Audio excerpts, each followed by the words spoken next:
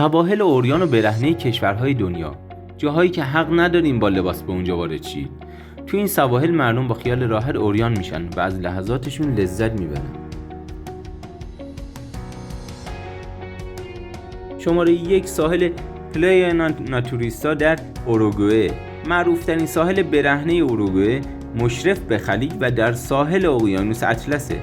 دمای فوق‌العاده که حتی دمای آب در زمستان 25 درجه یا بالاتره که به جذابیت اینجا اضافه میکنه.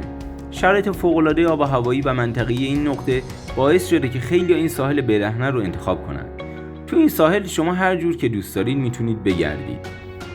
در این ساحل امکانات راحتی فوق‌العاده‌ای وجود داره.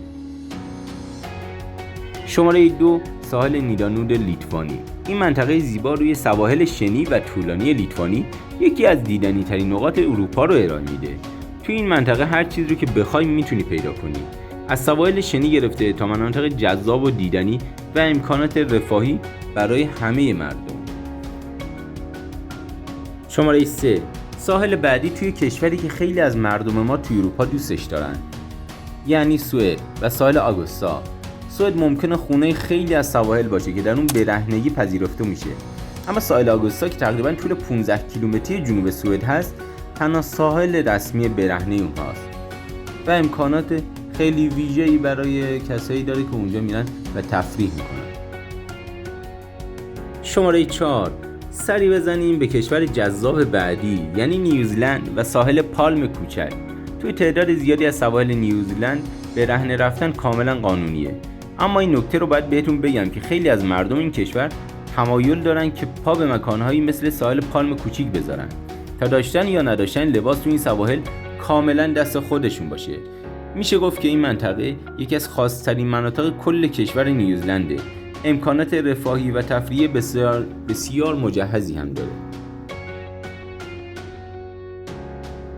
شماره 5 سری بزنیم به اروپا و کشور کرواسی و ساحل نوگال. این ساحل دورافتاده در کنار صخره‌های محض و سایه درختان کاج کاملا آماده است تا به افراد خدمات جذابی ارائه بده.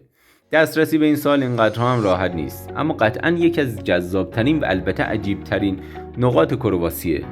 اینجا لباس پوشیدن کاملا اختیاریه و میتونید کاملا برهنه باشید و راحت بگردید.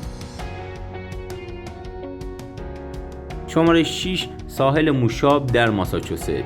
موشاب که در منتها علیه غربی جزیره واقع شده، یه رشته انحنای طولانیه که در منطقه جذاب قرار گرفته.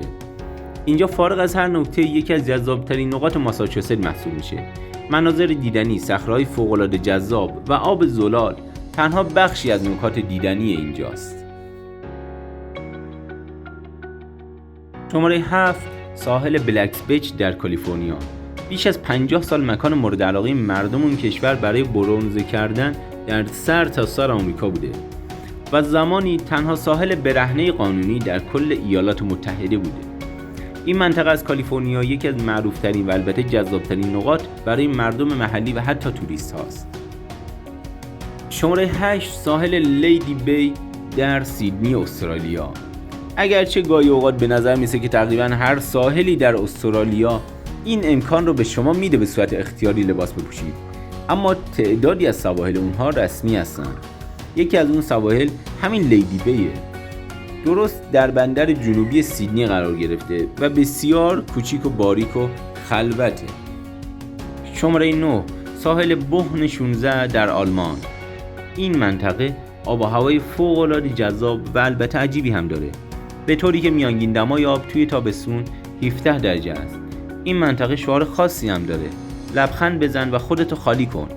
این ساحل اولین ساحلی بود که میشد به صورت برهنه آفتاب گرفت. توی این ساحل امکانات جذاب و زیادی وجود داره که میتونید نهایت لذت رو ببرید.